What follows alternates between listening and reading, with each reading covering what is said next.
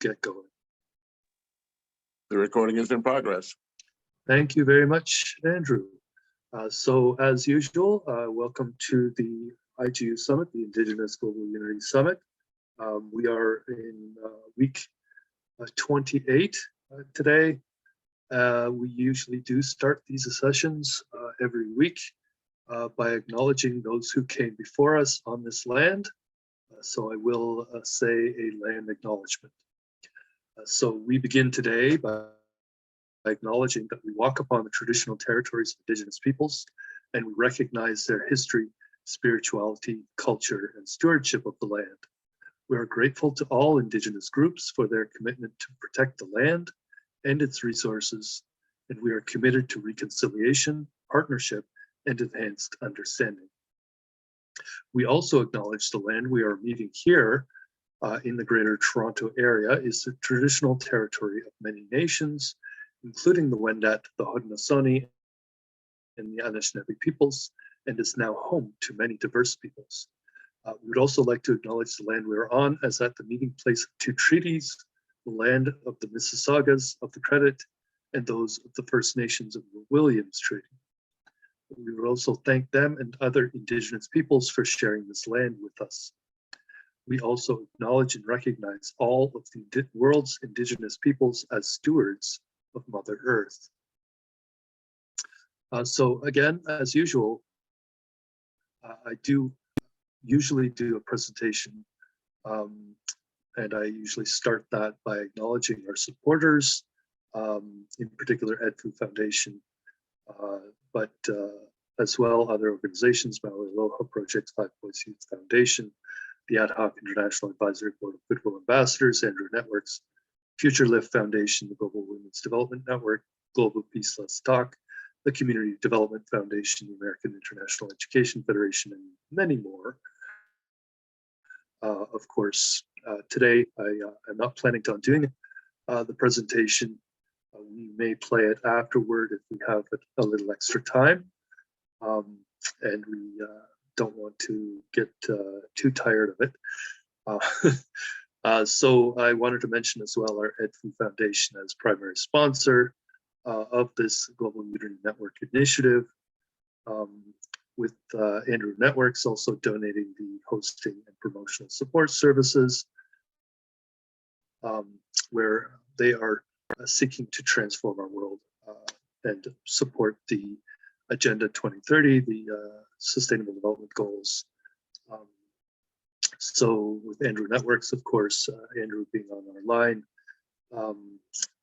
with the domain name RXTC, Export Trading Company, and his social media channels where we are now streaming to the various Facebook pages like TRN-TV, International News, Universal Citizens Media Networks, Conversations with Andrew Williams Jr., AHIABGA-TV, and Encounter Think Tank. So again, I will put in some of this information into the chat just so people have that information in front of them. So I just want to make sure that it's going to go to everybody. So I wanted to mention as well, Andrew, as I'm putting this information into the chat, did found the Ad Hoc International Advisory Board of Ambassadors, Advocates and Activists in September 2019. Our purpose really is focusing on this whole process of localizing the Sustainable Development Goals, particularly during the decade of action on delivery of the SDGs, so basically 2020 to 2030, which we're now in 2021, the second year. So I am representative of this group, the Ad Hoc International Advisory Board of Goodwill Ambassadors. My portfolio being Canada, La Francophonie, the Commonwealth of Nations, and Turtle Island. So Ad Hoc International Advisory Board Ambassadors, I kind of put it into the chat just so people have that access. So I haven't mentioned yet, Lloyd Halferty, the Chief Ecosystem Director, Program Development Director, and Sustainable Society Consultant for Energy University, being a private company, a nonprofit, created to help empower global populations to reestablish a sustainable balance to their local environments. Energine does this by designing and implementing projects to support local economies, integrating sustainable technologies and infrastructure into the communities like energy, and particular food growing systems, but for managing waste streams as well, and protecting water. So with us supporting this network as well as the CED for Energine University, we're trying to move forward in achieving food security in communities as sort of a priority point of entry. So I'm going to put my chat into the chat, my details there. So I wanted to mention as well very quickly before we really get going is the we Energine Global Cooperation Turtle Island International Civil Society Organization. And so I am co-founder, I'm administrator. We are trying to do something interesting, different, called implementing a curriculum of what we call life value peace education. And we intend to do that through the implementation of what we call life learning gardens. Now we call those life learning gardens Unity Gardens.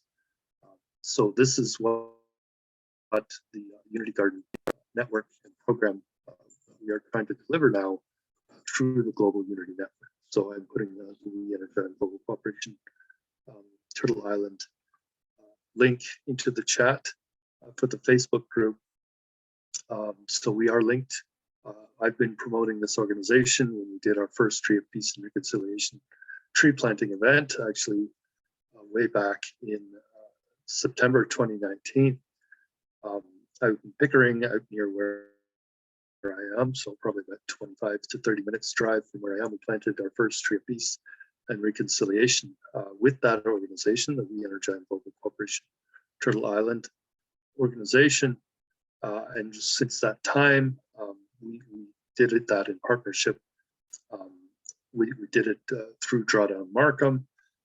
Since then, we have a partnership with 5 Points Youth Foundation in Los Angeles, where I met Andrew and his team, of which I then became the Goodwill ambassador for again, Canada, La Francophonie, Commonwealth of Nations, and Turtle Island.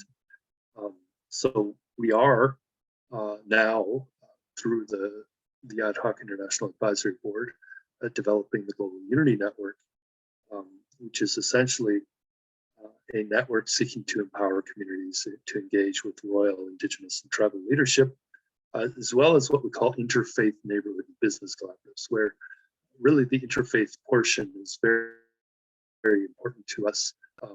And we're seeking, of course, many probably have heard what our statements in the various groups, to leave no one behind. So our mandate is essentially to look at those communities and work with those peoples in those communities to assist them to develop their local interfaith neighborhood and business collaboratives, these INBC, as we call them.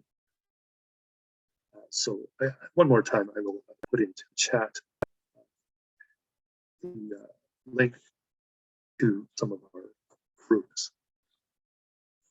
So I will move forward with a slightly different agenda today.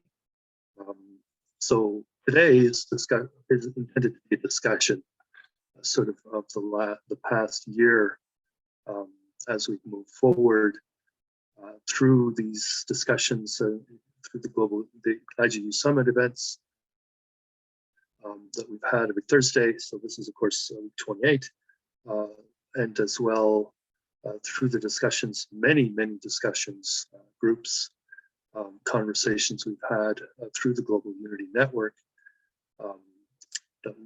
Have mostly on WhatsApp, but also on Facebook and even on LinkedIn, in the private discussions and public discussions.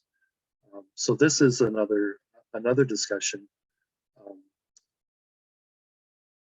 as well with our existing members, but hopefully we will helpfully identify some new members as well of our network.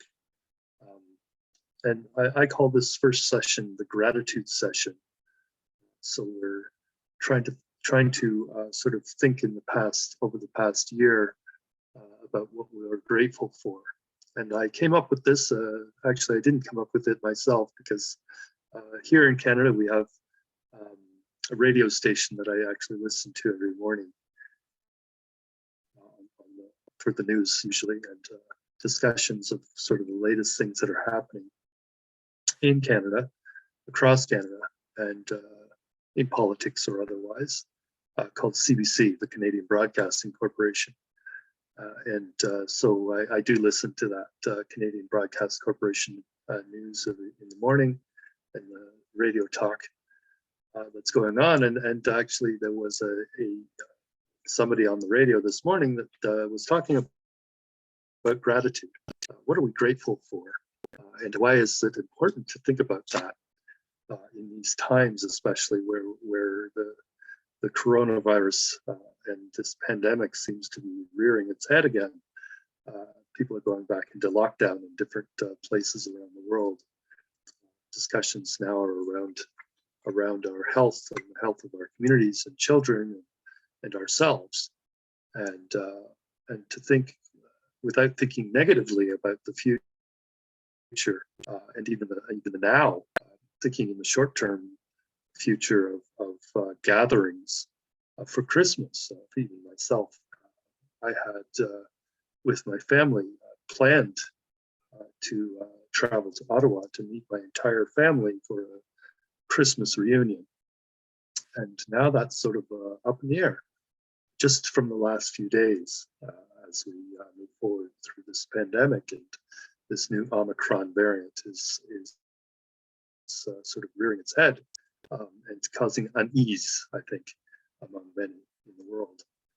One more time, as we had all hoped we would be emerging from this pandemic, we are now back in a situation where things are now taking a turn for what many might say the worst, or for a worse situation one more time. But I think in order to stay positive, we need to think as well around what we're grateful for. So that is what this first session is intended to be. And so I wanted to say, I guess I could start it off by saying that I'm grateful for, I guess, being alive, first of all. And I'm grateful for having a family that loves me, and that we are approaching a season of being with family. So I have a lovely wife, and I have a sister and a mother. My mother's still alive, and a stepfather who's he's difficult sometimes, but he's opening up, and we are having discussions. So this is a personal thing for me, and I'm grateful for the network that we're creating. I'm grateful for the passionate people that I'm now working with on this journey, this new vision that we're co-creating, I think, among the members of this network, which is now worldwide. It is in US, it is in Canada, it is in Africa, it is in South Asia, it's in India, it's in Nepal, it's in Pakistan, it's in Indonesia recently, it's in the Philippines, and we are growing this network every day, creating new programs, aligning ourselves with the discussions that are happening in communities around the world, but also creating some new dialogues, creating some new terminology. And I think lifting spirits, I'm hoping, in people around the world, that we can create a better world. We can do better. We can uplift all people, and ideally leave no one behind. So that is my grateful, my statement of gratitude, I guess, to everybody that is on this call right now. I'm seeing more people are coming in all the time, and if anybody would like to say their own words of gratitude right now. You can either put up your hand or unmute yourself and say what you wish to say at this time. Again, we will come back and circle around and possibly replay last week's Indigenous Global Unity Summit event as we do normal sessions each Thursday, but today being a little bit different. We would like to sort of hear back from our members, and whether a legacy member or a new member about their thoughts. Lloyd, this is Andrew. I would like to just make a brief announcement that I'm grateful to you, and I'm grateful to all of the participants that we have. Let me see if I can get myself a little bit better light here. So yes, I'm Andrew, Andrew Williams Jr., and I'm communicating with you from Los Angeles, the home of the Tongva people. This land was originally the Tongvas, and unfortunately, as you may know, here, unlike in Africa, where there were millions of inhabitants taken away for their labor and brought here there were 100 million indigenous people that now number has been reduced down to 5 million or so, particularly here in Los Angeles, which has the largest population of indigenous people still left in the United States. I do want to thank all of you, and I do want to share with you activities that are happening in our wider network. You may recall that we are here, as Lloyd mentioned to you, as part of what's called the AHIABGA network. That's an acronym for the Ad Hoc International Advisory Board of Goodwill Ambassadors, activists, and advocates. And as he said, I co-founded that on International Day of Peace in 2019, September 21st, with Janice De Silva.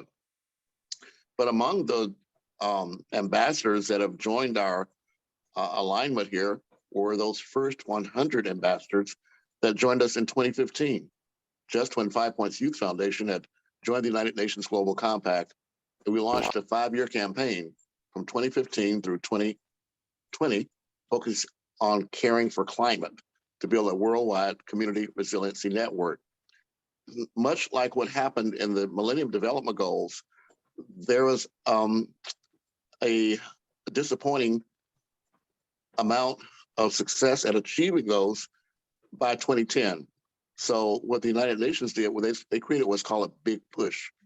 And that led up to a reevaluation of the Millennium Development Goals as a concept that was designed just by a handful of people into getting feedback from around the world. They created a worldwide survey of over 3 million people called The World We Want.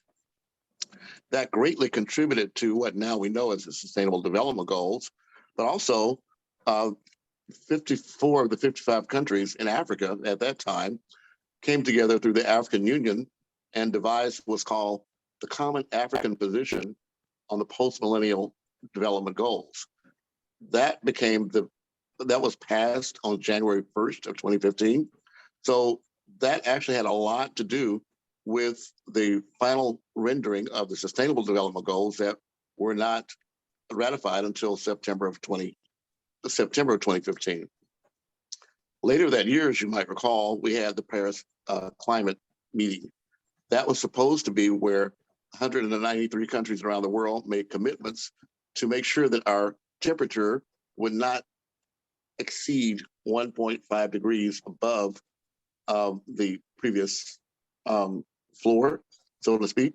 But there's also a commitment on the part of those countries, the developed countries in particular, to set aside $100 billion a year to help those underdeveloped countries meet the changing climate chaos and have local climate adaptation.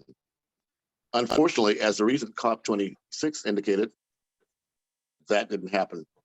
And so with next year's COP27 happening in Egypt for the first time in Africa, Lloyd, I believe all of our efforts, if we so choose, can begin to leverage the work that's been done and now the acknowledgements around the world so that this UnityNet I think, can become a very influential force in our world around us. I do want to let you know also, I am an advocate champion of the United Nations Global Compact that was founded by Kofi Annan.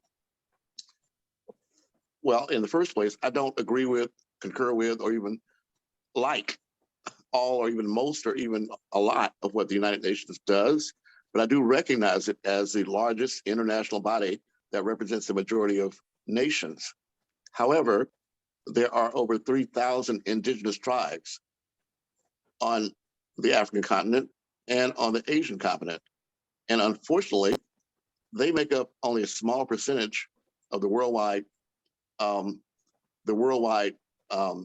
polluters, so to speak, but they are protecting our earth around the world. So we are committed ourselves to making sure that we look to include the indigenous peoples, particularly women and children, in what we are able to do so that actually we can have a future. Because I'm 63 years old. I'm not working for me, I'm working for this next generation. But I do want to just share my screen briefly to let you know that we are evolving. And part of the evolution has been from, as I've said, the AHIABGA, as originally it was sponsored by the 5 Points Youth Foundation, of which I was president. Then as we expanded to a multilingual and multinational, multicultural group of regional ambassadors, including Lloyd, the idea was that it would become its own entity. However, in the meantime, my commercial company, ParXTC, actually secured the domain for AHIABGA.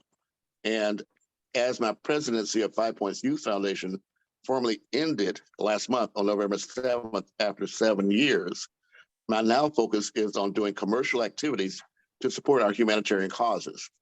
In addition to the Ed Fu Foundation, one of our major sponsors has been Lady Alicia Hamilton. She has multiple platforms, the Revelation Network, Universal Citizens Media Network, Co2 TV. And as of this morning, we now have AHIABGA-TV. We launched that with another of our ambassadors, Chaplain James Mercy Obentumimi out of Nigeria in Lagos. And we had multiple ambassadors there. Princess Seppi from South Africa was the moderator. We also had Princess Alada Gorori, who was one of our original ambassadors in 2015, who was there today. We did, in fact, award certificates of appreciation to volunteers. And I asked the UnityNet to consider working with WOPE, that's the World Humanitarian Organization for Peace and Equity, so that perhaps we could find ways we could collaborate together and expand the work we're doing, not just in Nigeria, but throughout the world. I am the international chairperson of WOPE, and among the ambassadors is Pete Smith in Puerto Rico. He was there also this morning. But the screen I'm sharing with you at the very top, you can see AHIABGA.TV or AHIABGA-TV. At the bottom, that's the domain. That is not live yet, but it will be pointing to the Universal Citizens Media Network channel, where we already have AHIABGA-TV.UCIT.TV. I'm saying this to all of you in particular because, as you know, as Lloyd just mentioned to you, we've been doing these weekly events now for quite some time. We have quite a lot of content. We also have streaming it to the AHIABGA network on Facebook. But in order for us to be able to have a major impact in our world, where 5 corporations own 90% of the world's media, and there's a constant demand for streaming services, what we're asking you to do, this UnityNet team, is to think ahead and to repurpose your narrative so that you can begin to create our own narrative, but produce it in such a way that it reaches a wider audience than just a few handful on Zoom or even a few hundred on Facebook.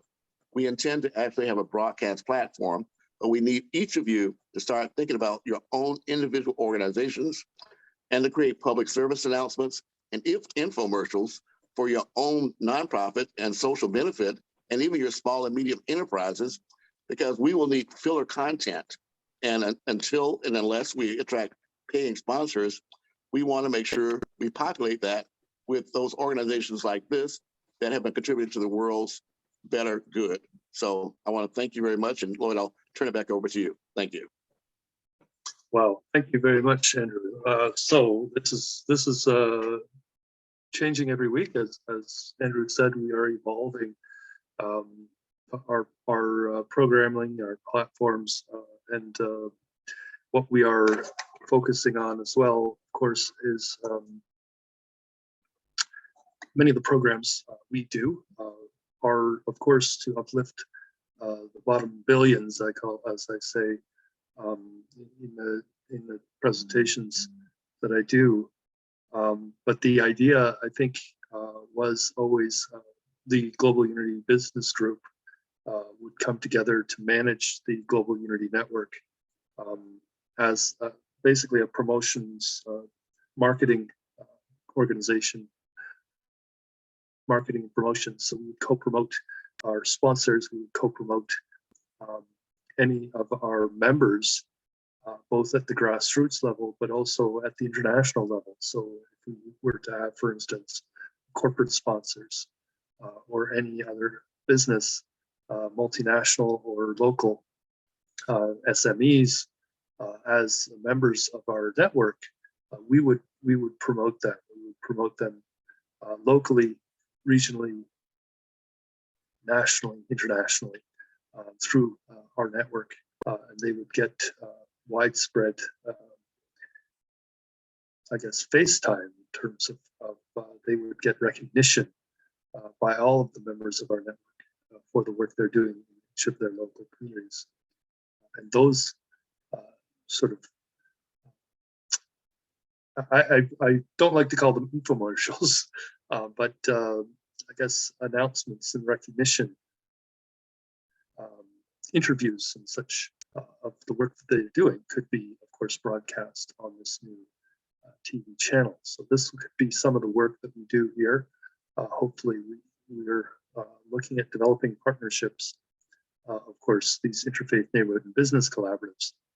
So I'm thinking of, for instance, our local, what we call UnityNet, Toronto, Greater Toronto area.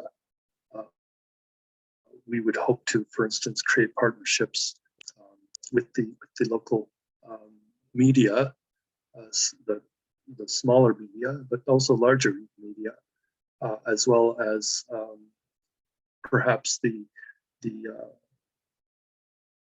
sort of they call Hollywood North, producers of quality content, where we could then develop a network, a team of people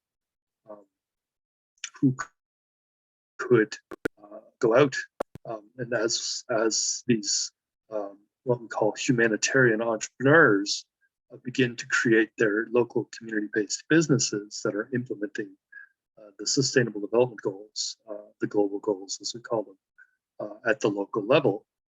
We could begin creating a team that would go out to interview them, to record their stories.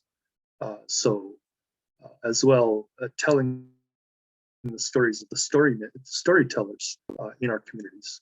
So that is actually part and parcel.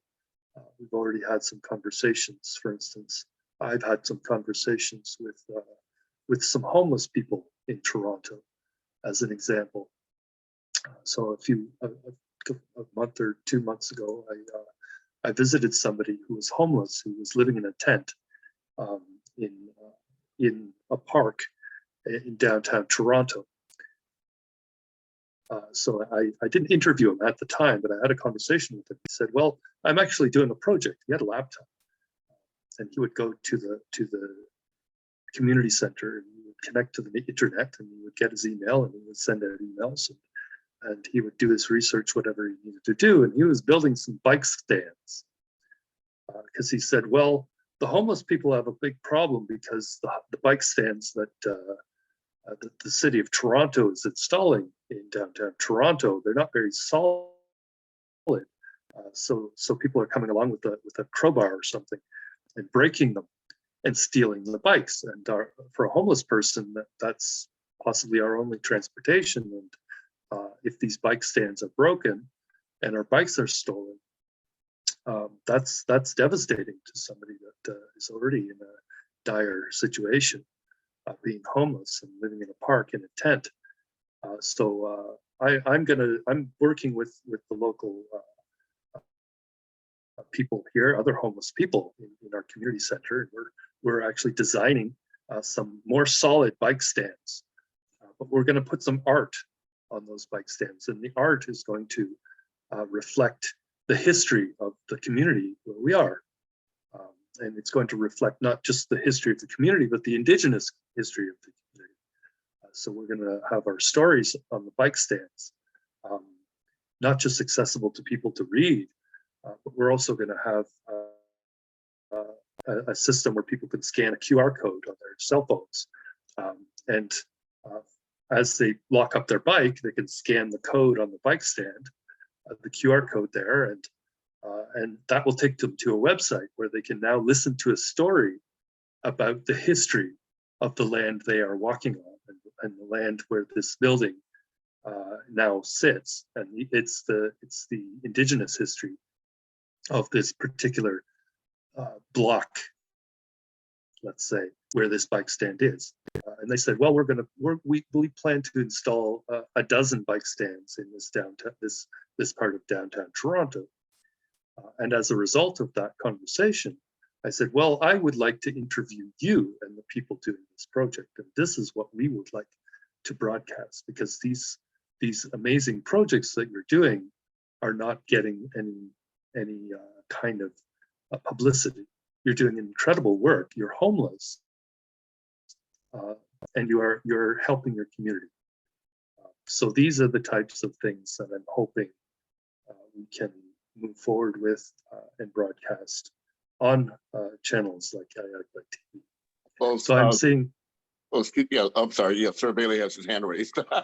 Yeah, I was just seeing that, and I was just going to do the same sort of introduction, and perhaps we'll have either Andrew introduce Sir Bailey, or Sir Bailey can introduce himself. Well, let's have a little bit of both. This is Andrew Williams Jr. Sir Bailey is also here in the Tongva, on land of the Tongva people. But for those of you who don't know, he's also the CEO of Sir James Bailey Inc. And that commercial activity has a couple of components. One of them is called the Living Well Tour. And here at 5 Points Youth Foundation in Los Angeles, for over 18 months, on a monthly basis, he brought out some of the world's finest musicians to provide services and support to our local nonprofit, but also to get our youth involved. That includes open mic services, where kids from the community could get on the stage with world-renowned rappers and actually have a chance to see their vision realized.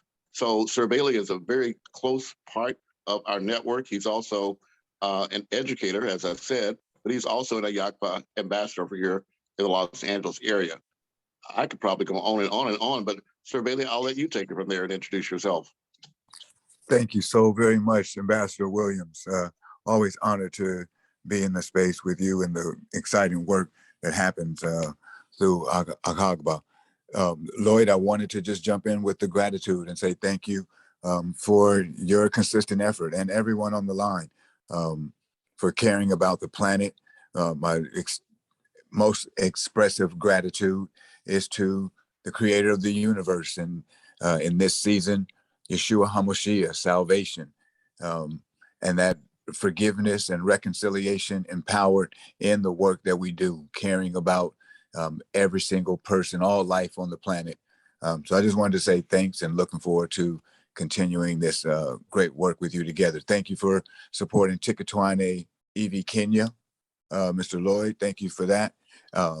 And yes, thank you, Ambassador. The other commercial component of Sir James Bailey Inc., as well as the Living Well Tour, is Art Life Live, where we interview incredible individuals and find out what are the challenges and rewards to the work that they do, and make connections. Really excited about some stuff that is happening here in Los Angeles with youth and charity work, youth and physical fitness, and youth and with technology, gaming. Big up to Michael Reddick and EACL. just a wonderful, wonderful time of the year, and want to say thank you all for your spirit of generosity and gratitude. Mhm. Peace and Well, love. thank you so much, Sir Bailey. I'm going to put the link in the chat for those that want to connect with you there. Art Life Live.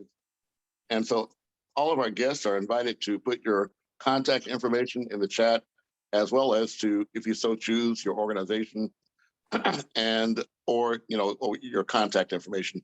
Back to you, Lloyd. We do have over a dozen people here now, so I'll turn it back over to you, Lloyd, to handle it. Yeah, so again, if anybody would like to unmute themselves, put up their hand, say a few words, we are open today for this kind of discussion. Looking like we are nearing, I guess, around 45 minutes or so into this. I was thinking that we have 5 sessions today. If each one is about 40 minutes, that's probably going to be a fairly long haul already. So again, if anybody would like to say a few words, that is open for all. We are a grassroots effort, and we welcome the conversations. We welcome feedback, because basically, in the way that we do our work, is we want to uplift the people at the grassroots, but it's not by coming in sort of from a top-down model. It's from a grassroots model, which means that we try to listen to the communities that are in need of uplifting, listen to the people in those communities, and understand what their needs are before we create any kind of programs. We first try to understand what it is are the needs, and develop things not just for them but with them. So this is why we have these calls. They will continue through the new year, up until Africa Day next year. So that is May, I believe it is May 20. May 26th, possibly our last day. May 26th is our last day. But I'm seeing one person on the line. I'm hoping that we'll be able to introduce himself, and that is Irwan Rosli, who is also in the United States. And I'd like to be able to have him yes, Lloyd, tell us a little bit about himself. If I may, I would like to basically introduce myself to the group. The thing is, I feel like I'm just trying to trying to find out more about your organization, which seems to be we have the very good purpose as far as our world and so on. The thing is, I seem to be, I'm probably right now more as an observer. However, I have an organization that I lead, dealing with the alleviating poverty. So this covered the whole world. Basically, I'm hoping to be getting a lot more program, for example, and also I'm dealing with the transparency project, including also the environmental aspect with the global warming, climate change, and so on. However, I'm more in the area of technical. My background is an engineer. I'm a chemical engineer. And so I'm more on that aspect of technical aspect, whether it is in agriculture development or whether it is development for clean air, clean water, food technology. So mainly focusing on the area of remote underserved. So this is my focus on my organization actually. So they seem to be may fit well with some part of what Lloyd has been developing and the colleague. So I don't know how can we collaborate when I'm dealing with such an aspect of your organization. Yeah, that is the technology and development aspect, rather than the whole feature, which great with the Indigenous and so on program, which actually related or touching as far as the application of my part, dealing with the people. We are dealing, of course, with most of them will be Indigenous people, like in Africa, in Asia, in other part. But at the same time, how can we be part of something that's so huge right now? So I kind of trying to find my way, niching through the program you have. How can I contribute as either as an observer or some kind of certain aspect of them that I would like to be involved with, whether it is as a partner or collaborator, whatever it is. So it seems to me, should there any individual focus on this program so that we can realize some of the target that we want to achieve. So this is the one I'm hoping that there is some kind of individual focus, if we might say, under an umbrella of Unity Network, that we can focus on certain area, whether it is climate change or whether it is reducing carbon in the atmosphere, whatever it is, including the infotainment. If your program involving this at this point, including this even grassroots program like bicycle program you have, how can we do this in a synchronized way so that each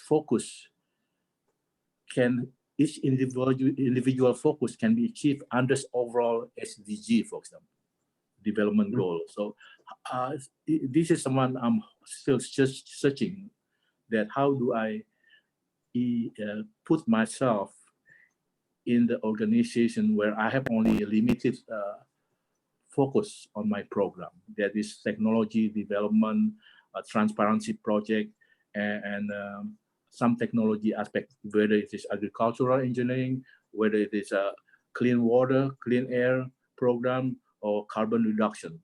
All these things seem to be my area, but also I would like to involve to some extent. However, I feel like I would like to focus on a certain area at this point. Maybe more on the collaborative program, if there's any, maybe with others, members of your group. So hopefully this is something that can be realized even in the small scale.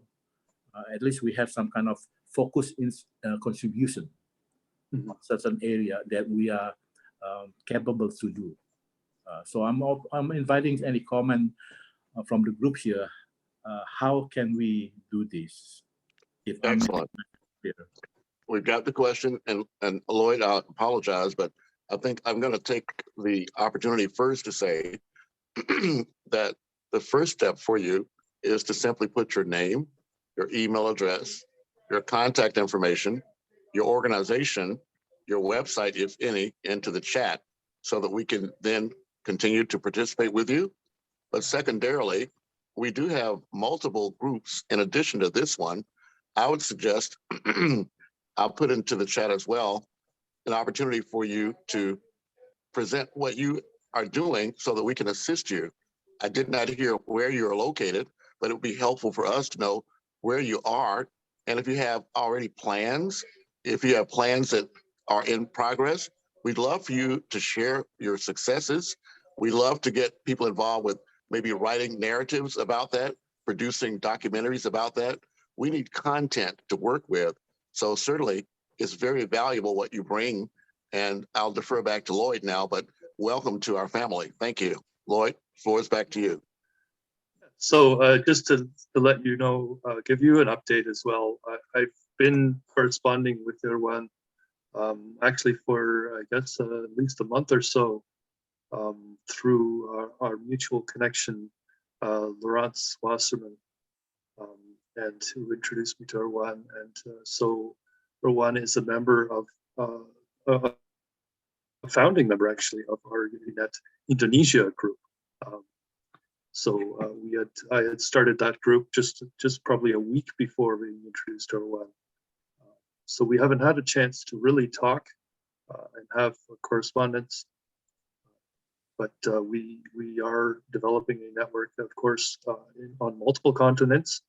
The first place we started was actually, I believe the very first place we started, of course, was Greater Toronto area, but outside of Canada was South Asia. That was actually, I believe, Nepal, possibly the first one.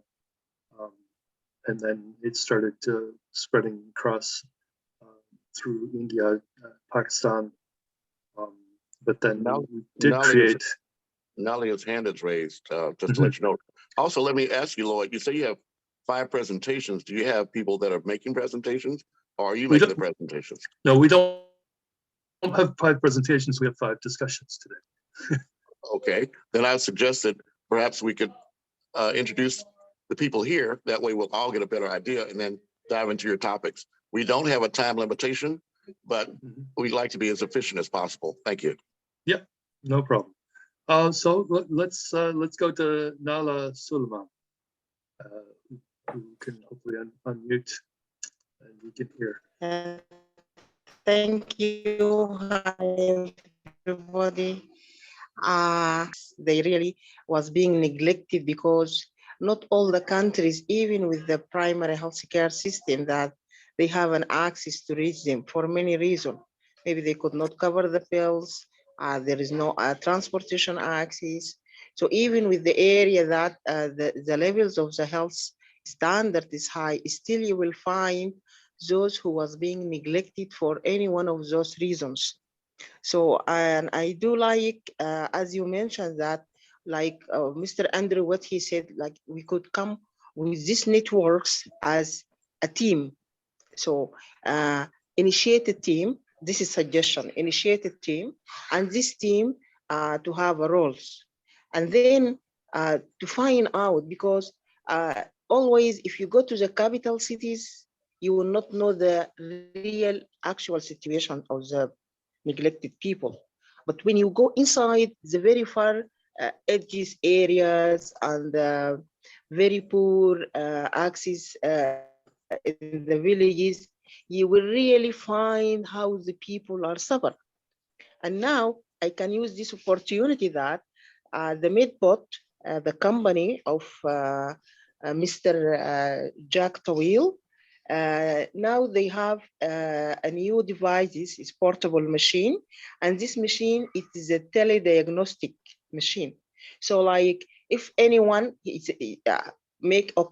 plan to go to this area, and then you have to buy this machine, who is capable people that to buy it and say this machine has to go to cover that area. And then the healthcare system, they have to be for them initially, because health is the human rights. And now as the humanitarian work to be more successful, when you touch the health, then you will find how you support the people. Because for me, I was being running the first Federal Minister of Health isolation, COVID-19 isolation and treatment center in Sudan. And when we start as a frontline healthcare worker, even the medical staff, they didn't will all of them to come and work. So like for me, I was experienced 1 month alone covering the IPC, infection control rules, putting doving to the staff, monitoring them. And thanks God, over that 6 weeks, I don't have any outbreaks between the staff. So like when we concentrate to do the work, we can succeed. But the issues when it comes to the governments, coming to the political leaders, then the obstacle come to the surface. The delay will happen intentionally. So I do really appreciate what you are doing all, and I do agree with Mr. Andrew and with you for your plan. And then this machine, if you really would like, I can link you with the main supplier from them, and then we can specify which area you want. Then I can train the staff for you, and then we can use it. So you feel secure that you cover even those homeless. They will be on the axis for this machine. It will cover them, because the machine, the purpose of the machine, that to do all the vitals, the ultrasounds, all the investigation needed, and then it will be with the remoting consultant, even one in the state, in UK, in Australia, whoever the consultant is going to deal with, he can send him as a telemedicine. And will be very great helpful. So this is interesting, and we are, of course, or we do have actually a Unity, what we call the Unity Health Network. So I can connect you with the people that are at the head of that network, and are organizing that discussion and some of the services that may be provided through that network. But just to sort of come back around, our main focus though is on the food systems. So we are, although we do very much focus on health, we are mostly focusing on the delivery of healthy food, not to the communities, but by the communities. Excuse me, Lloyd. Perhaps an efficient way we could do this is that people could put their comments or questions in the chat so we can get to them. But rather than address each one individually, Lloyd, perhaps we could give everyone 2 minutes to introduce themselves and then continue. But Malika has her hand raised, so I'll again refer back to you. Yep. No, go ahead, Malika. I'm hoping that we're going to hear a little bit of an update of what you're up to. Thank you so much, Mr. Lloyd and Prince Andrew, for the opportunity. I'm called Malaika Gabriela, Continental Treasurer, UnityNet Africa and Diaspora, and the Vice President, UnityNet Uganda Chapter, and the CEO of an aged care organization by the names Jaffoa. So I just want to share our gratitude and where we are moving to as an organization, especially the aged care organization. So the people on the platform, I just want to tell us, for us who are here, that the main motto for UnityNet Africa is leaving no one behind, which means we have to include everyone, be it the old persons, the children, the youth, the women, the men.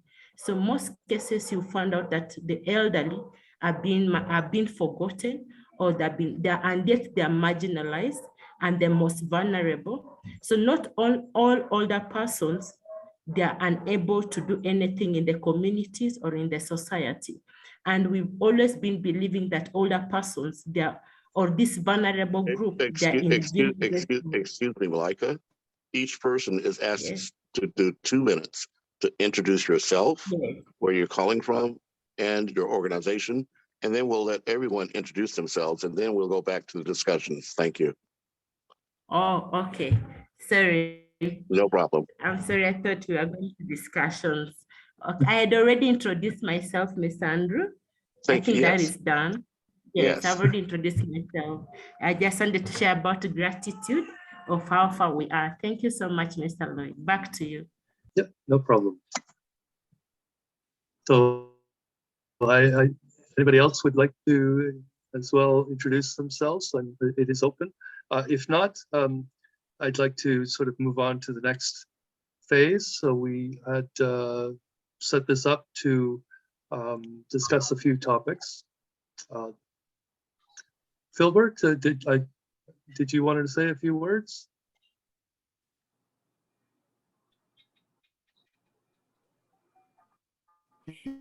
Yes. Good evening from Tanzania. UnityNet Tanzania Communities Expertise for Development Contributions, the co-founder and the executive director. ICEED and the University Eco Village National Secretary, and also Community Development Expert Consortium Chairman. I'm here also to appreciate what is being done by all the team, continental level, SG, the SGU, also Leo Alfred, and also what is Andrew is doing, and also I really appreciate what our president from the continental, Professor Carlos. So I have no more talk about, but really to appreciate and to encourage you of what you are doing. That's all. Thank you. And Thank please you. put your information in the chat. I know you may have done it before, but each time we like to get the content here so we can keep in touch with you. Thank you very much, Lloyd. Back to you. Yes, thank you very much, Philbert. The Uganda chapter is actually our secretariat for the global, or the UnityNet African Diaspora Group, and so we have a good team there that is actually moving ahead to develop a non-profit organization for the continent of Africa. So as I said, the next session or the next stage was around discussing hopes and dreams for a better future. Basically, a session I call virtual dream boarding. So one of the programs that we would like to eventually deliver once we establish these local interfaith neighborhood and business collaboratives are these dream boards, where we can have especially the youth in the local communities showcase some of their dreams for a better future, so that visualize those, so that other community members are able to sort of see the dreams of the youth in their communities. So this is sort of a beginning, a step where we don't have any visuals, but we do have our minds as I guess virtual dream boards, virtual chalkboards, I guess you could say, where we're hoping that we can describe in words, I guess, what we think is a better future, visions for a better future. And actually at this point, and I didn't have time to prepare it today, and I'm hoping that maybe somebody like Andrew may be able to do that. What I wanted to do was actually play a video that was produced by an international cooperative called PodNet, and they have a short video that was inspiring called the Solar Roof Village, which is sort of a visualization, a dream of what a better future might look like. One version of that. Could you then play the video, Lloyd, and move on to the next 4 discussion items? Yeah, well, this is why I was saying I didn't get a chance to prepare that. And so Isn't it on the Pyropod website? I'm not sure. I know it's on YouTube somewhere. I just didn't have a chance to pull it up. Well, for efficiency's sake, what are the other 4 topics? What are we doing here today, Lloyd? Well, today the other topics are, well, we wanted to have a virtual dream board session. So the idea of being talking about our vision for a better future. The other 3 were the outline. I was going to outline a little bit of the vision for the proposed World Environment Day Abraham project, which has included within that a tea diplomacy initiative and a global climate smart youth forum event that we would like to do in the latter part of 2022 from Global Cooperation Day, which is October 4th through to World Food Day, which is October 16th. And then, do you have any visuals, Lloyd? I mean, we have an audience that's driven by vision. Do you have anything visual or just a conversation? Yeah, well, I didn't, as I said, I didn't add any more slides to my presentation today. So these new topics, I don't have any visuals for them, unfortunately. Today, just the last presentation from last week is the same. And this week, it was more of going to be a discussion. Then perhaps, since you have the opportunity, again, I hate dead space, but at the same time, Lloyd, you're a very attractive and appealing speaker, but we have a dozen people in the room. And so at the worst case scenario, I'll just go down the list and ask each person to introduce themselves so we'll know who was here and then move from there. So let's see, Damus Kambadu, could you unmute and introduce yourself, please? Damus Kambadu. Yes, good morning there, good evening here. Mr. Damas Kambadu, the founder of the Great Lakes Development and Relief Services, and also the member of consortium, development consortium here in Tanzania. I really appreciate very much on what is going on. It's really impressive. I congratulate you all. Thank you very much. Well, again, I don't see your contact information in the chat. So take the time to put your name, your organization, a website if you have it, and any information you'd like us to share so that we could then be able to take advantage of this opportunity. Jemar Garcia San Roman is the next person I see. Gemma, could you unmute and introduce yourself, please? Hello. So yeah, my name is Gemma, and I just got in contact with Joy recently and got to know about the WE initiative, and I joined the IGA Summit just to learn more about any other organization that is working in all these community ventures. So I am a writer, and I write about, in Spanish and English. So my area of writing is very wide from cultural filter and lens. So for me, like I'm thankful for being able to join this session and learn about any other initiatives that are happening at a global level with all of you today. Thank you. Well, thank you again. Make sure you put your contact information in the chat. And we do look forward to finding ways that we can expand your audience, because in addition to perhaps your writing, you might be able to do a blog or a vlog, so to speak, about the issues that you're dealing with. Unlike what Lloyd said, even though, yes, we're focused on Sustainable Development Goal number 2, which is agribusiness and food, that has implications for all the goals. So what we're trying to do is find a way to show how what each of us is doing has an impact on this and all the other goals. So we do welcome you, and thank you so much for joining us. Definitely, yeah, that would be great. All right, Jane, I know that I see that you're here, Jane, so could you please unmute and introduce yourself?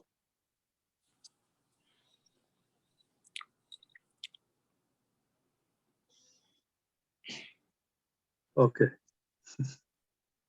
Then if not, I have Wanmus Karari, has not yet introduced himself. Wanmus Karari.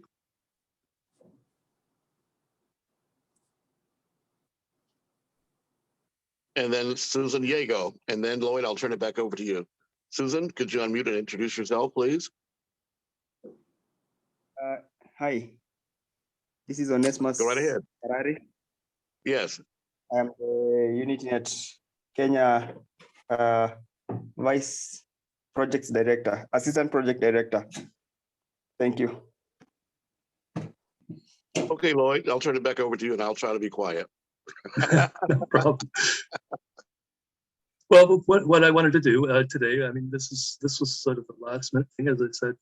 I cobbled together this last minute, but I think this is where I'm hoping to have people sort of think about the future and what they think could be a better future. So we've talked about the past, and I think in terms of the future, what we believe should be the way forward.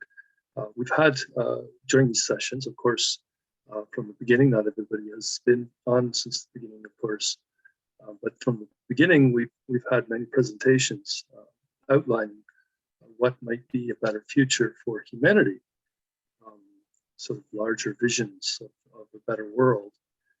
So I'm just hoping to hear from people in what they believe could be a better world. I will actually, Lloyd, if it is possible, as well. I may. Yes. I have a program, a so-called strategy for alleviating poverty in rural and remote underserved area. And the key aspect of it is basically provision of internet system to everybody. Can you share your screen and give us a presentation? Oh, I'm not prepared right now, but I'm willing to do that anytime, maybe next week, if it is possible. Okay. So, All but right. Well, here, the outline here, since we are doing discussion, so I feel like maybe some of us can give some kind of point, discussion point, not necessarily the whole discussion, but my point is that I feel like this strategy that I developed is appropriate as startup point, where basically consists of telehealth, telemedicine, teleeducation, also the transparency project dealing with the corruption, elimination of prevention of corruption, for example, through transparency, and also improving the economic of a village. So this is going through the agriculture, either maybe for small scale farmer. And I also have developed this concept of guaranteed income system, which, if you can give me 1 minute or so, basically it is collaboration or partnership between a micro donor. I'm talking about maybe a couple $100 investment, maybe with a small farmer, one individual family farmers, maybe in Africa, in Asia, the poor one. So we are dealing with the poor farmer, which has limited land, for example. So this micro investor can provide all the seedling, all the fertilizer, all the costs to prepare the land, everything, so that the farmer doesn't need to have come up with anything. It's provided by the investor, a small scale investor. And this will be at the end of this, when it is harvesting time, then the money that was provided by this funder will be returned back to him or her if it is necessary, if it wants to. And then maybe there's some kind of profit also from the investor side, maybe small, or also, but for sure the farmer will have some profit for sure to assure that certain income. So this is a very fairly beneficial for the farmer, and the micro investor is willing also, if it is happen, they lose money, that's fine. So the most important aspect is the social aspect of giving some kind of income to this small poor farmer. So this is my, so I think some of this strategy is can be applied as maybe from Lloyd's point of view as an evaluation, since it is a broad strategy for reducing the poverty. So I just want to mention that basically. Thank you. Yeah, thank you, Arwan. So actually, we will book you to do one of these IGU Summit events probably in the new year. We are of only a couple weeks left in this year, and those have been booked. But we'll get you in probably in February or something. So we'll have a discussion afterward and book you to do a formal presentation of the work that you are doing.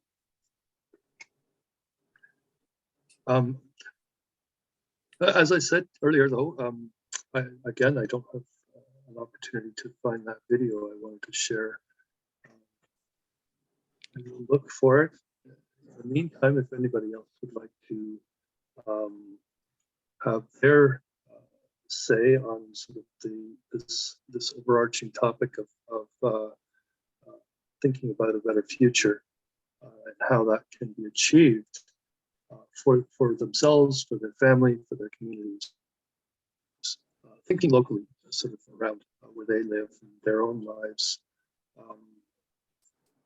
This is actually the concept that we have is that what we want to do is think locally, but or act locally, I guess, but thinking globally. So thinking in terms of the larger issues of things like climate change, things like biodiversity. How can we do things in our own community to improve conditions in a way that will have a collective impact if everybody were to do it in every local community. So this is a concept I learned actually through the Drawdown initiatives and Drawdown Markham and the book written by Paul Hawken a few years back called Drawdown, where he said, look, it's you're going to get the greatest impact at the community level, at the local level, where you actually do small projects with your community, where you can leverage the partnerships of the local community. And every single local community everywhere does good things in their local community with the community members. Not only is it uplifting of your own life and the lives of others in your local community, but it's also collectively has actually an enormous impact if we're all doing these things. And you'll see the changes across your own communities, in your own neighborhoods, in your own city, and across the areas where you live and where you actually do most of your local business, your travels, and where all your friends and family usually are living. So how would you like to address this? Look, so Lloyd, we have an audience. How would you Mhm. like to address this other than just a conversation? Or we can wrap it up and move to next week. Well, I'm just hoping, right? Again, like I said, hoping that others will also be able to come and share their thoughts. Or we can move on, and I could describe a little bit about our World Environment Day Abraham project. So one of the things I will do now is I will share, at least on the chat, the 3-minute video solar village we could find here, and other people can, so we can either play it later or we can have people play it for themselves later as well.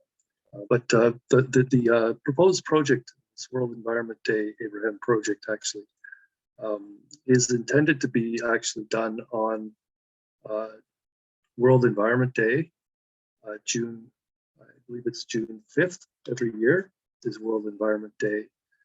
So we are intending, and this is something, I guess, in a way to answer Irwan's question about collective action, what we can each do.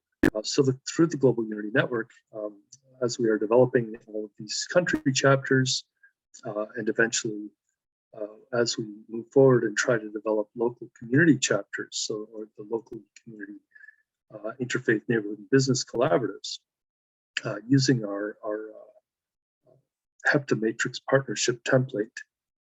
So the exercise for doing that and in creating these INBCs is actually to plant the trees of peace and reconciliation in our local communities. But Lloyd, you're still the only one talking. If you're going to have other people reply, give them an opportunity.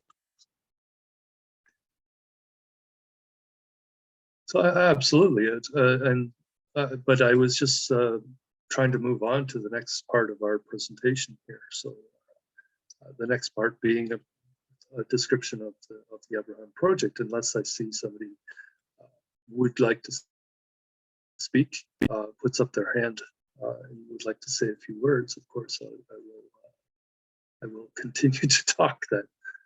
But interrupt me at any time, just as Andrew has done, if you would like to say something. But in the meantime, I am attempting to describe as well our process of localization of the SDGs, or the global goals, which includes the planting of the trees of peace and reconciliation, and the establishment of interfaith neighborhood and business collaboratives, which we do through the ceremonies of the planting of the trees of peace and reconciliation.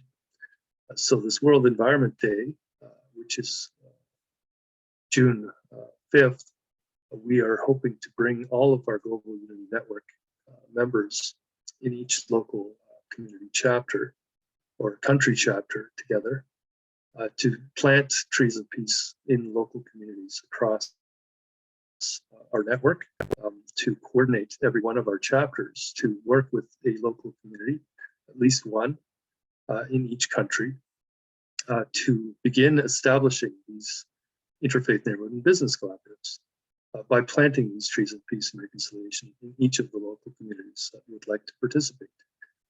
Again, it is the local communities who are wanting to participate with the local community members, where we can start to develop these partnerships at the local level, so that day, World Environment Day, we call it the Abraham Project, where we are going to have a task of identifying all of the local community groups, organizations, including the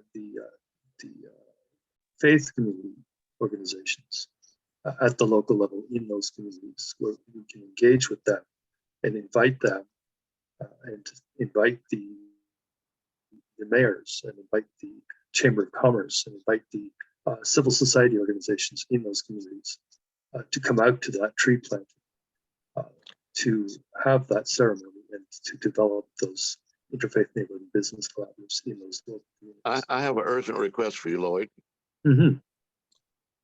Let us plan in the future to have presentations that are visually engaging with our audience, that could include videos, PowerPoints, etc.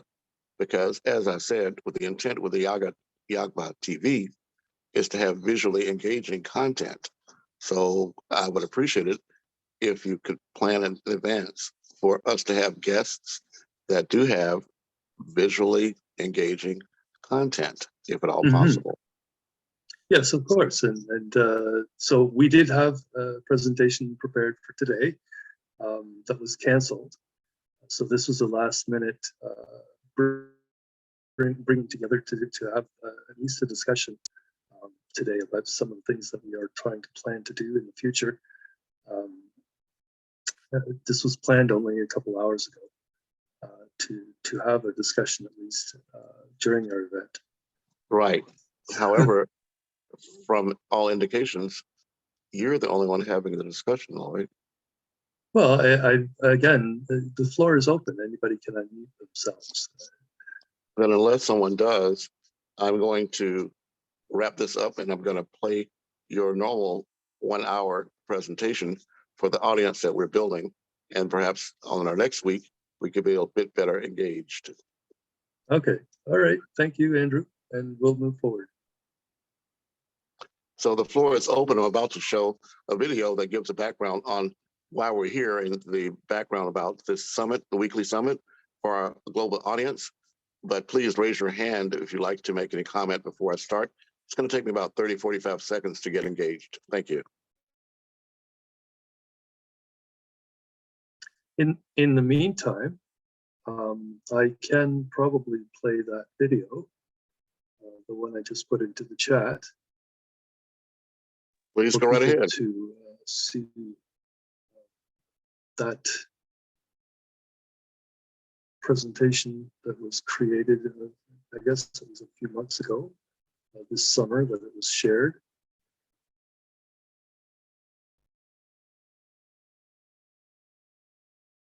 I'm just opening it up right now. Now, so YouTube is opening.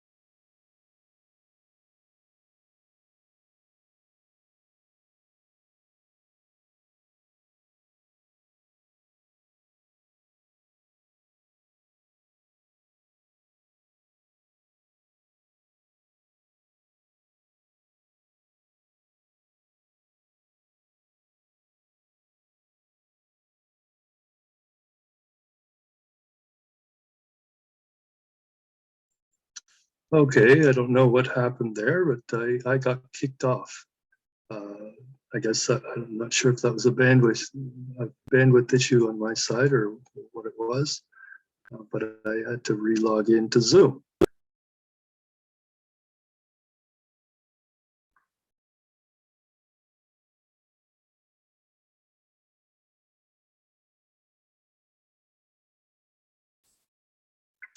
Okay, so I have this video that I can share my screen now, if that's something you can do.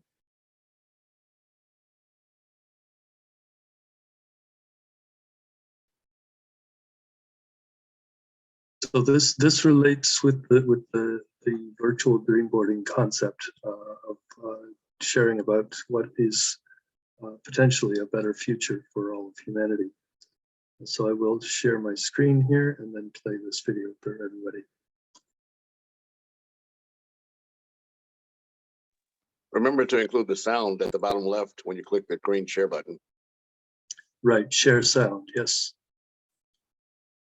Okay.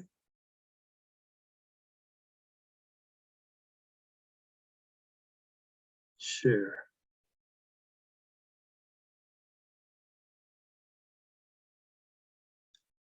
Are people able to see this now?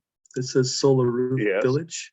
Yes, we see it. So, all right, so I'll play this.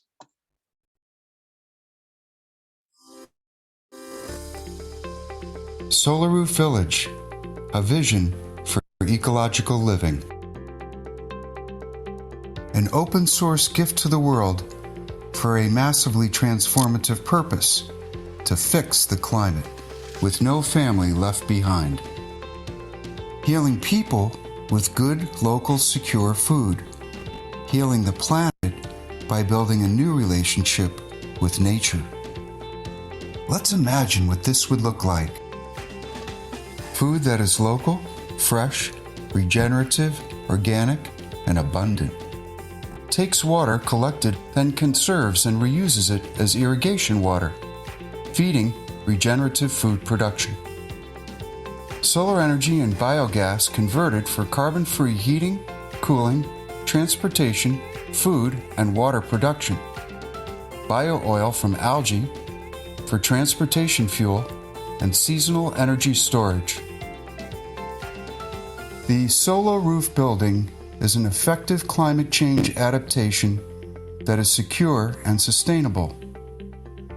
Residents are secure within a clean, closed atmosphere environment and protected from smoke, smog, pollution, wildfires, drought, chemical, and biological threats. People are secure from extreme heat and cold, and our construction system safeguards the impact from hurricanes, earthquakes, and violent weather. CO2 mitigation is accomplished through sequestering of carbon in vegetables and fruit grown in a high concentrate environment. regenerative practices and efficiencies further reduce CO2 across the food, water, energy, and building operations sectors. These methodologies, if universally adopted, would cumulatively allow these solar roof villages to mitigate global warming. The Earthshot not only cares for humanity, but also assures the recovery of planetary ecosystems and biodiversity by consolidating the human footprint to a small area, allowing the land to regenerate. Solar Roof is a new ecological architecture providing optimal human habitation and allowing the restoration of the land biome with no family left behind.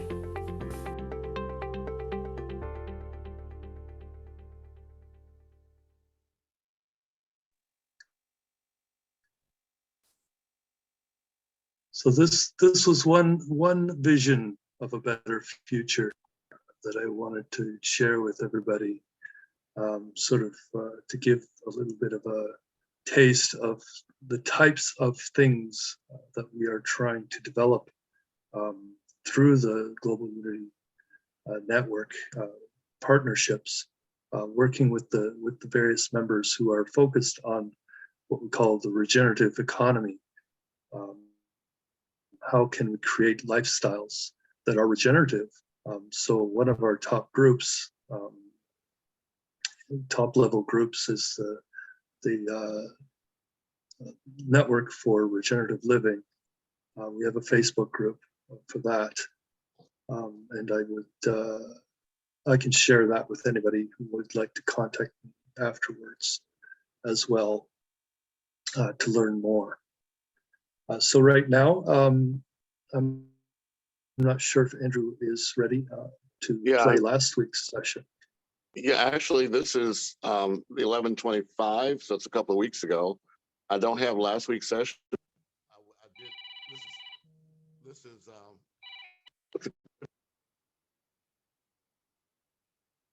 You're breaking up. You're breaking up there, Andrew. So we. I apologize. I had an incoming phone call. If you can hear me now, I do have a previous session is only 50 minutes long, and we've already gone 90 minutes. So I'd like to kind of keep it under an hour. So unless there's any other comments, I'm going to go ahead and begin playing it. But I do want to thank everyone for coming today, and you're welcome every week. But I'll open up the floor before any comments before I play this, most of whom have already seen it, but those that haven't may want to stay for it. But I'll open up the floor for any comments or questions.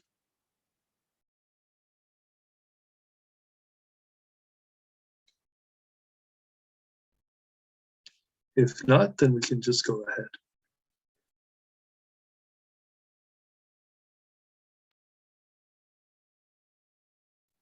So I haven't looked at the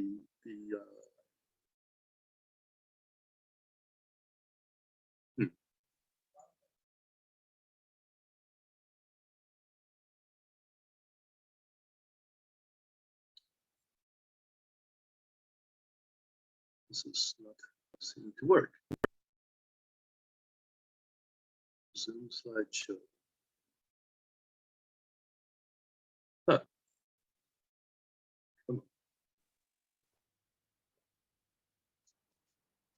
Well, I'm I've going to started stop sharing this for a second here. but I'm not hearing a sound. Are you?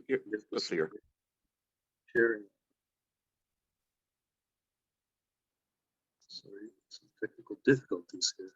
Supporters, in particular, EdFu Foundation, but this logo, as you can see here, also shows various different partners: Maui Aloha Project, 5 Points Youth Foundation, Ad Hoc International Advisory Board of Goodwill Ambassadors, Andrew Networks, Future Lift Foundation, Global Women's Development Network, Global People or Global Peace Let's Talk, Community Development Foundation, American International Education Federation, and many more. So our sponsors, I would like to say as well today, mention the EdFu Foundation as our primary sponsor, supporting the Global Unity Network initiative through to May 20. 2022. And although EdFu sponsors this platform, it's Andrew Networks that donates the actual hosting and promotional support services that we're using. Where EdFu supports transforming the world through sustainable development, Agenda 2060 or 2030. EdFu Foundation has also partnered with several individuals, organizations, companies, and tribes around the world in order to help the world achieve equality and to heal. Andrew Networks, being a brand and domain name owned by RXTC Export Trading Company, comprising social media channels, including Facebook pages, TRN TV, International News, the Universal Citizens Media Networks, conversations with Andrew Williams Jr., the AJ Action Team, and the Encounter Think Tank Group. So I would like to put in as well into the chat some information about these organizations. If I can pull up the chat.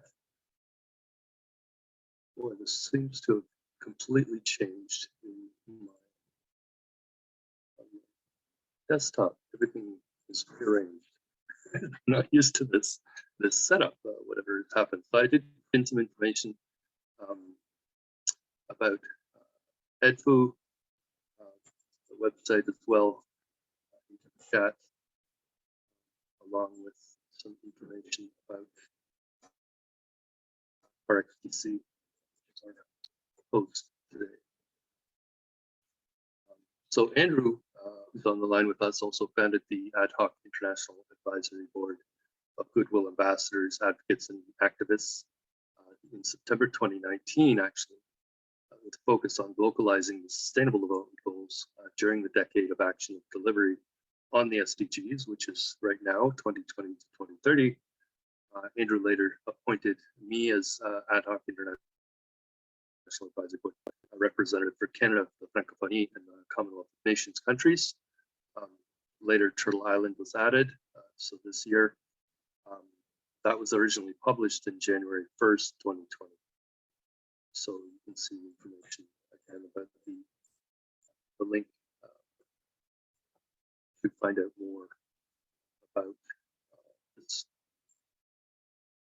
network, which I should be showing next screen as well. So I am Lloyd Hofferty, the CED, or the Chief Ecosystem Director and Program Development Director, Sustainable Society Consultant for Energime University. I'm here in Canada, even though Energime is in New York, Manhattan. Energime University being a private company that was created to help empower global populations to reestablish a sustainable balance to their local environments. Energime does this by designing and implementing projects to support a strong, diversified local economy while integrating core sustainable technologies and infrastructure into these communities, especially in the areas of renewable energy, high density food growth systems, and systems for managing local waste streams and protecting local water resources. So Energime is supported by over 375 companies whose products and technologies they employ. Importantly, Energime University also supports local education and training in the construction, deployment, and maintenance of various integrated solutions for achieving closed loop systems that in turn support self-sufficient, sustainable communities. So I will put my own information into the chat here, some link to my website on Energime University, an email, and cell as well, which you can connect to me on WhatsApp. So we are as well affiliated with a group called We Energime Global Cooperation Turtle Island, which I'm a co-founder and administrator. Samson, could I ask that you mute yourself? Thank you. So we are the Global Cooperation Turtle Island organization, international civil society organization. We're seeking to undertake what's called life value peace education in the context of what we call life learning gardens. So again, on the screen, you'll see a link with the chat as well.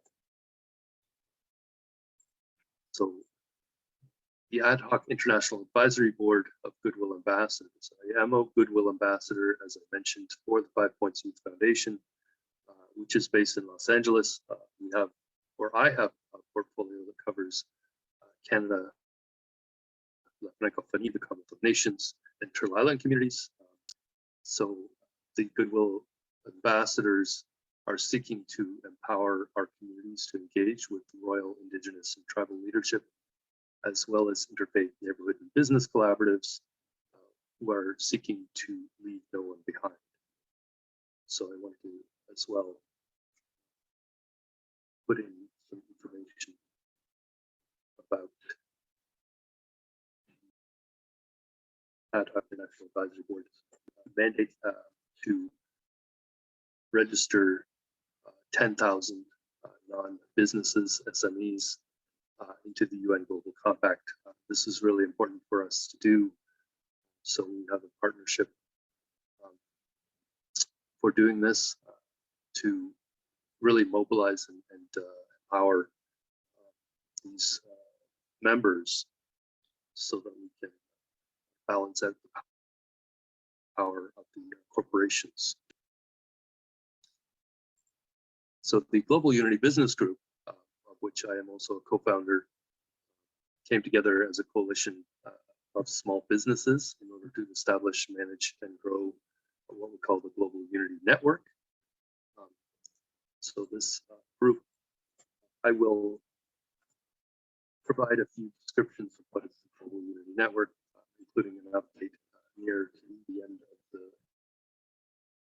slideshow. So the Global Unity Business Group itself is what we call a humanitarian enterprise and global sustainable and regenerative development corporation supporting and promoting the local delivery of the open source regenerative climate smart infrastructure set up as the Life Learning Gardens, along with the hybrid virtual learning platform that we call the VCN, or Interchange for Peace. So the Global Unity Business Group created in order to formalize this process of localization of the global goals that the Ad Hoc International Advisory Board of Goodwill Ambassadors is promoting, starting with the SDGs, of course, which are being done by the establishment of the Global Unity Network, which includes a Unity Gardens Network and a Unity Learning Network, along with a Unity Health Network, Unity Finance Network, and Indigenous Global Unity Network, along with many other dedicated Unity networks, being all important components of our network of networks that comprise the entirety of the Global Unity Network. So the Global Unity Network created to showcase the global cooperation for the implementation of the local regenerative solutions for achieving the global goals, starting with, of course, the 17 Sustainable Development Goals, or the SDGs, with our goal being to help uplift the traditionally marginalized communities that are mostly being left behind because the existing economic paradigm is very much focused on making money or extracting wealth from those who already are wealthy. Therefore, the majority of people on Earth are mostly being left behind, ignored in our existing highly competitive economy. So our focus is really on the billions of people who exist or subsist on the economic sidelines, where we intend to start our work by delivering solutions for people and communities in some of the least developed countries, communities, and local economies that are most food insecure. So the Global Unity Network is promoting delivery of what we call practical solutions to achieving the global goals, starting with the Sustainable Development Goals. During this SDG period until 2030, we use tools of what we call humanitarian entrepreneurship. We're focusing on what we call FFHE, which are female and feminist humanitarian entrepreneurs and enterprises. We use a virtual or a hybrid virtual and hands-on education and training learning program. The primary focus being, again, on the humanitarian entrepreneurship skills training in practical settings, what we call practicum learning, leveraging various open source regenerative climate smart infrastructure solutions remotely to assist local interfaith neighborhood and business collaborative teams to establish local open source Unity Garden classrooms in all the local communities around the world. So these Unity Garden classrooms are set up in conjunction with existing schools and in the local communities can be used for the local delivery of these practicum learning programs for those FFHE to learn how to grow, process, cook, market, sell, trade, various types of regenerative climate smart food and related nutritional and medicinal and other types of local produced regenerative products, both within their own local communities as well as regionally, nationally, continentally, or even internationally, in order to produce income and therefore greater prosperity for all the people on all the continents, with the intention of leaving no one behind. So with this, the creation of the Global Unity Network is at the same time promoting our work through a virtual social marketing system for all of the members of the network. So we're using these practical social media networking and trade tools of the modern fourth industrial revolution. And we combine this with the deep indigenous knowledge of both our ancestors and our living indigenous people of this earth in order to share the abundance of this planet, learn from each other in order to create productive, regenerative, climate smart landscapes wherever we might live, in and around each and all of our local communities. So our intention really is also to help restore nature and biodiversity, and thus ensuring abundance for all, and ultimately restoring the human connection to Mother Earth as proper stewards of our one and only beautiful planet. So the Global Unity Network uses this virtual collaborative network, the VCN hybrid learning model, so delivering it through both the Unity Gardens, so these physical spaces for hands-on experiential practicum learning, as well as through this digital VCN that bundles all of the various functions of individual websites into a single site. So a collaborative portal that allows for all of the digital virtual learning to be delivered alongside the place where the e-commerce also takes place. So basically it's an all-in-one platform for trade, for commerce, for learning, bundled into a single place. Uses a digital collaborator engine, as it's called, intended to turbocharge the networking and exchange and trade and the education delivery capabilities of and for the members of the network. It's alternatively called a PXN, or Partner Exchange Ecosystem. But basically, it helps organizations in 6 areas, especially digital transformation around leadership, strategy, customer intimacy, business service design, agile transformation, and health check analysis for different organizations that become members of the platform. So we believe that this VCM platform is very powerful, can be used to help every organization become an agile organization for the 21st century, helping them to move beyond the current health pandemic. So the transformational networking tools are really being designed to change the trajectory of performance. So organizational health as well as the other crucial value-adding element around capabilities, which are really related to the hard and soft skills needed to help organizations reach and sustain their full potential. So the VCN really intended to be a stepping stone toward this new vision for the internet called the metaverse. There's other names for it I've heard recently, which has a lot of attention recently, of course, with the renaming of Facebook to the new corporate name Meta, which refers, of course, to the metaverse concept. So, and into the chat, I just put a little bit of information about what is this metaverse idea. So the Global Unity Network, of course, it is being managed by a business group. The Global Unity Network geographically is helping to create what we call localized country, regional, and continental UnityNet local business development networks that serve to manage the local and community networks. So the regional and continental Unity Network organizations, they organize themselves according to the concepts and principles of what we call sociocracy. So we assist these communities in each country to establish basically what we call local and regional community engagement teams called INBCs, or Interfaith Neighborhood and Business Collaboratives. So the primary purpose of both the business and the network is to promote, of course, the ad hoc International Advisory Board of Goodwill Ambassadors process of localization of the global goals, specifically by promoting processes that also help local communities to establish the partnerships as per SDG 17, partnership with the goals, that support local humanitarian entrepreneurs who are dedicated to implementing the various local regenerative community-based enterprise solutions for achieving the global goals. So again, into the chat, I just want to mention a little bit about sociocracy as well, provide a reference to that.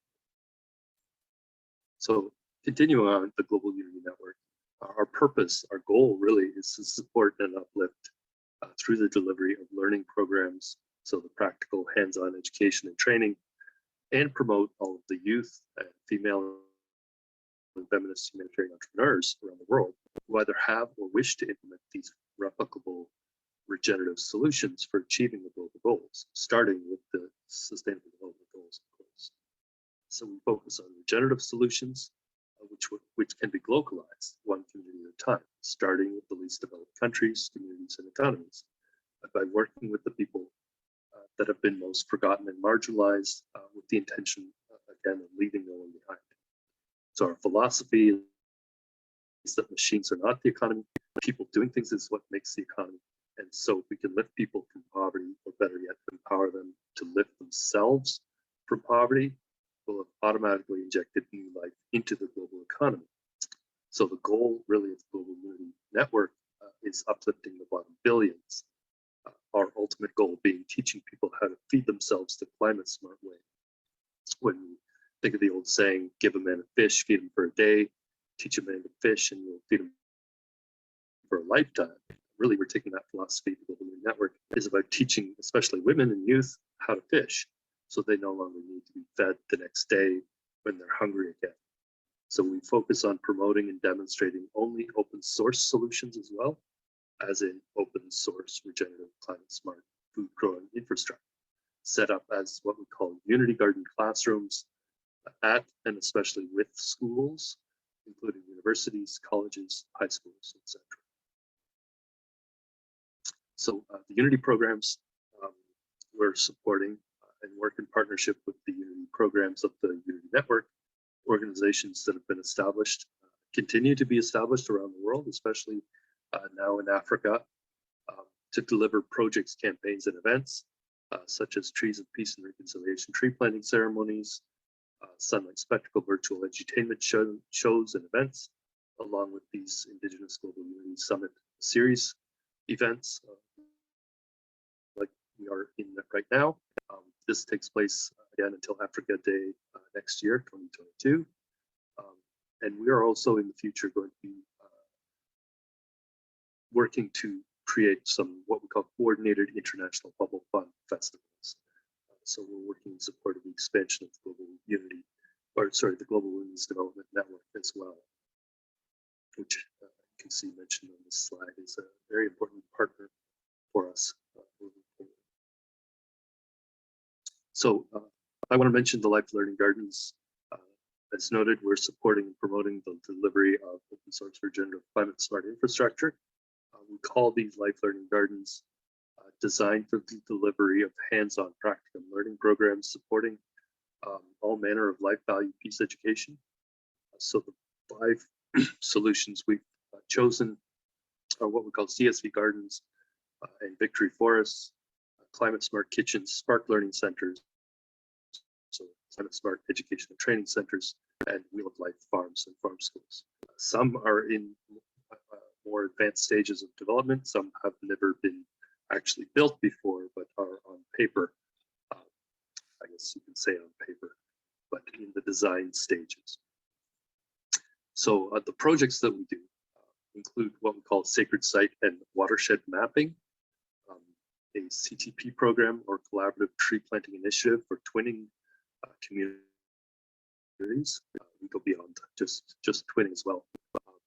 As well, we do collaboration for the development of a system of payments for ecosystem services using digital tokens of exchange for certified climate smart products that help to permanently sequester carbon and that are made by these humanitarian enterprises that are helping to implement the global solutions or the local solutions to achieving the global goals, starting, of course, with the SDGs. So other key campaigns include a dream boards in every community campaign to establish local community dream boards, where we help to mobilize the youth and help turn their dreams into reality, as well as what we call a tea diplomacy initiative that connects local farmers, growers, and entrepreneurs across geographies and among members of communities that may not otherwise ever get a chance to talk to each other and to get to know each other as people. So the idea being really to sit down, even if only virtually, have tea, relax, and discuss these local solutions to global problems like food security, hunger, climate change, the environment, peace, security, and the well-being of people in each of our own local communities.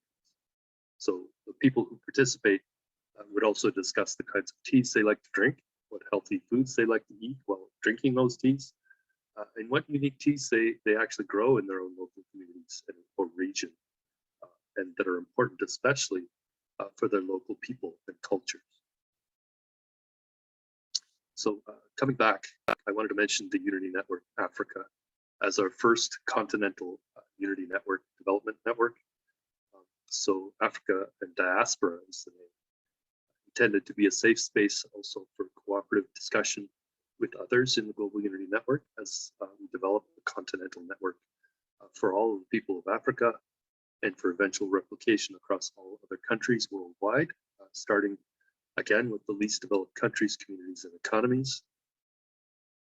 The initial board of directors for the African Continental Network is listed on this slide, but the board of directors has also confirmed an official advisory board that includes Jeppy Motlong from South Africa, Peter Ngara from Kenya, Andrew Williams Jr., chairperson of the Ad Hoc International Advisory Board of Goodwill Ambassadors here in the USA, Nancy Bamoy and Sylvia Kircha Bangura, who are from Sierra Leone, along with Samson Oluk. I gotta get that name right eventually. The country chairperson of Tukitane, Kenya, who helped to start the original UnityNet Africa group discussion back on September 23rd.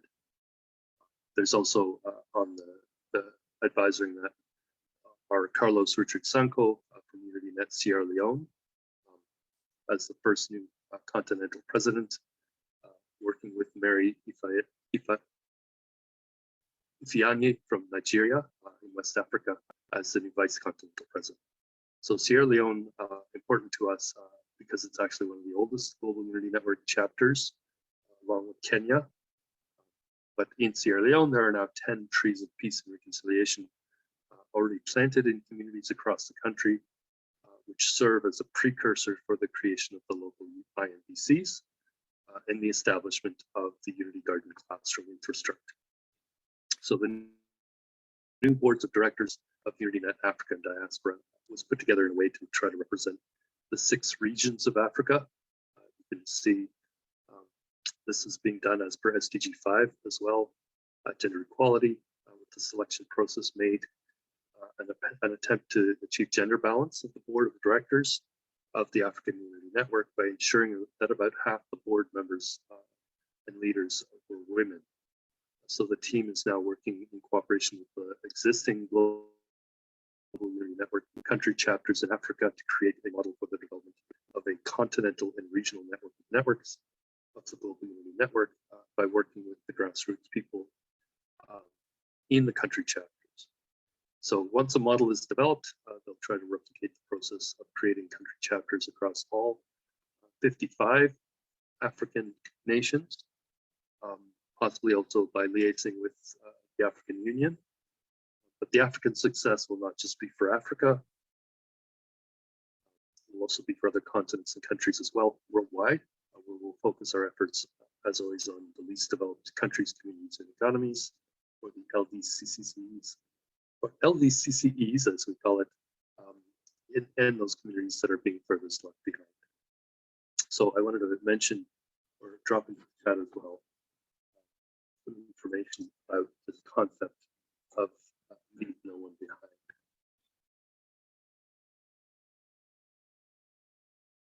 So the social media of Unity Gardens is shown on this slide. We're having discussions among the leadership of global Unity business operations here in the Greater Toronto area, especially about how we can link the North American, Turtle Island, and African agendas across time and space, and to link our programs together in a way that makes sense for everybody. So we're developing what we're calling a reverse CTP program, modeled on the original CTP program developed by Drada Markham, actually late 2019. So the business group has its home in Canada, but with strong support and involvement also from Sierra Leone, Kenya, and the United States. I would also like everyone on this call to consider joining one or more of the following groups that are also critical to the Global Unity Network, including the Global Unity Network social media discussions that have been created in the Global Unity Business Group, which is, of course, the Humanitarian Enterprise Global Sustainable Regenerative Development Corporation, supporting promoting the local delivery of open source regenerative climate smart infrastructure, set up of these like learning gardens or Unity Gardens. So again, into the chat, I will put in the link to the main public group along with the Unity Gardens network links, which is a very important group for us. We have also a Unity Gardens WhatsApp discussion group. So this next slide here is starting to show some of the important nodes of the network.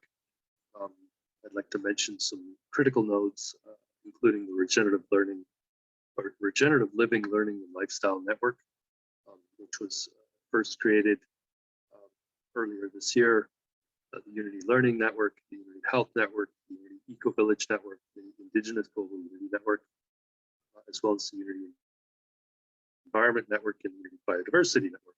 So in addition, we're also developing even more nodes in our network, including a Peace Centers Network, a Children and Youth Network, a Smart Communities and Cities Network, a Social Business Network, a Climate Smart Tourism Network, supporting and aligning with the Tourism for SDGs mandate, along with the Women and Feminists Network for our humanitarian entrepreneur business owners and managers to exchange tips, tricks, and ideas among themselves, and a number of other critical networks and nodes that are being developed. So again, I will put into the chat some links, especially to sort of the top level groups like the Regenerative Living, Learning, and Lifestyle Network, as well as groups like the Unity Health Network, which are all just shown here iconically as icons. So the map I showed last week for the first time. It's a little bit complex, but the Global Unity Network has a very specific focus on one specific area of development, which is hybrid, virtual, and hands-on practical education and training in the context of and for regenerative development solutions, for which we intend to assist people in local communities to build and demonstrate at least one of each of the 5 different regenerative climate smart infrastructure solutions in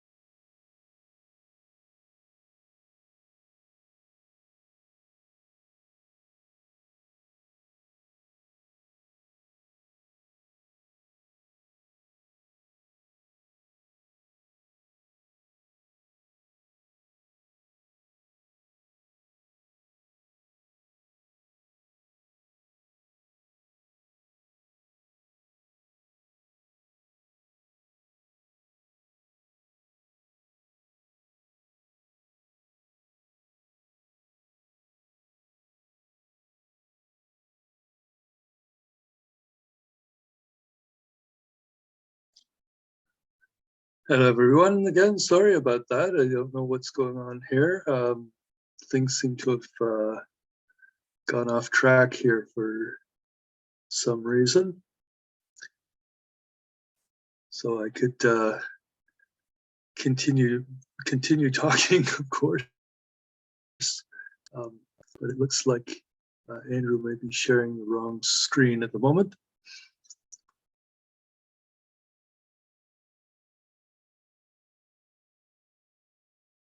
I'm just trying to message to Andrew. Oh, hello. Sorry, I was doing something else. Thanks for your Yes. attention, Lloyd. We noticed that, yeah. Yeah. Yeah, I was on multiple things here. Now I got to find it. I lost it. Pacific continent. Okay, let me shut everything down. Jurisdiction. There we go.